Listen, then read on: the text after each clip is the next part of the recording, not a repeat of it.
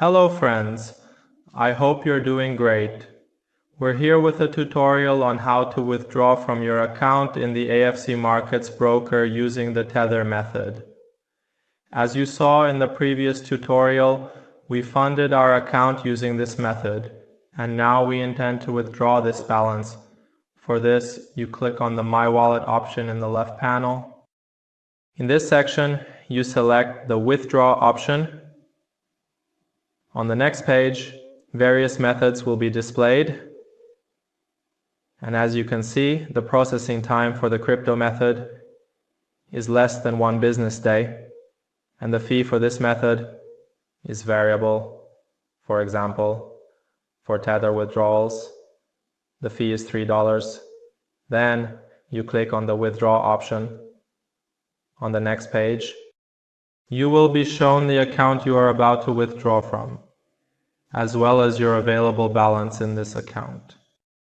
In the next section, you need to enter the amount you intend to withdraw in this section, and after deducting the commission, the amount that will be credited to you will be displayed in this section. You enter your Tether wallet address in this section, and if you want, you can write a comment about your withdrawal in this section.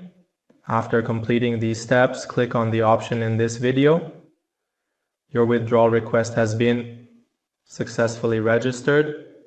To view the details of this transaction, you can enter the operation history section from the left panel. And in the withdrawal section, view your transaction details in full.